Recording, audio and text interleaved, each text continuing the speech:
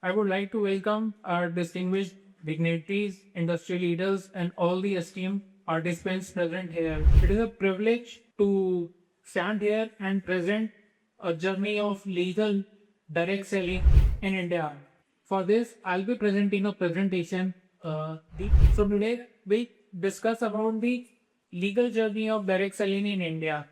The objective of this presentation is very simple: to understand how direct selling can grow in compliant, responsible, and trusted manner. If you look at this journey, the direct selling, we can see that it was started with the direct selling guidelines in 2016 that was implemented by the government of India. And after that, almost 17 states implemented those guidelines in their respective states. Within this guidelines, after that guideline, Consumer Protection Act 2019 came, which was amended from Consumer Protection Act 1986. Within this Consumer Protection Act, legal status was provided to two industries. One was e-commerce and second was direct selling. Then, in the year 2020, central government introduced e-commerce rules, and in the year 2021, government of India introduced direct selling rules. After the rules were implemented, one amendment was required in the rules to safeguard the direct selling industry. That was made in the month of June in the year 2023. This timeline shows that the direct selling is no longer an unstructured sector. It is now moving towards a more defined and accountable regulatory framework. The Consumer Protection Act 2019 is one of the most important laws for this industry. Its basic purpose is to protect consumer rights and ensure that unfair trade practices do not take place. The Consumer Protection Direct Selling Rules 2021 gave a specific legal recognition and structure to the direct selling industry.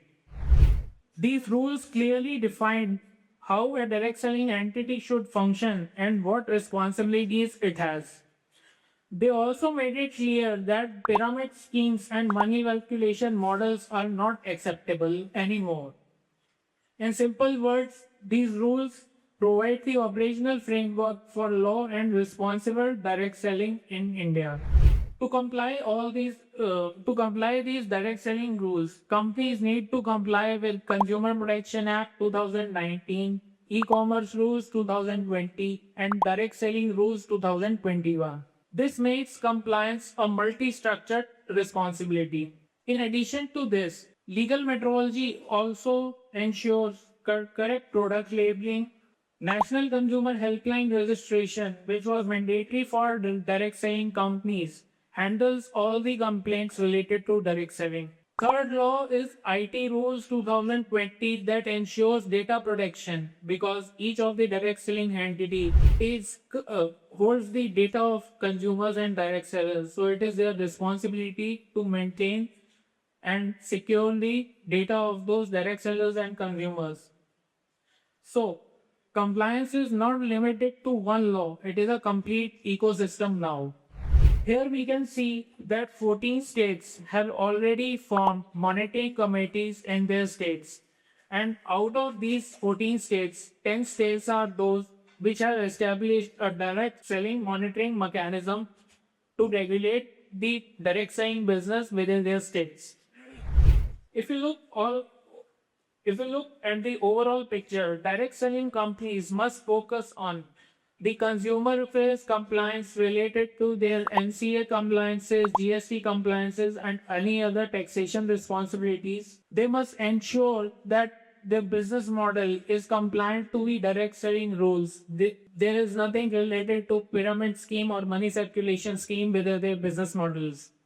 They should also comply to the products or services whatever they are selling through their systems. They must comply to the communication. There should not be anything related to misleading claims like misleading incomes or misleading claims regarding the products, and also the data compliance. All these together build a strong foundation for each and every direct selling entity.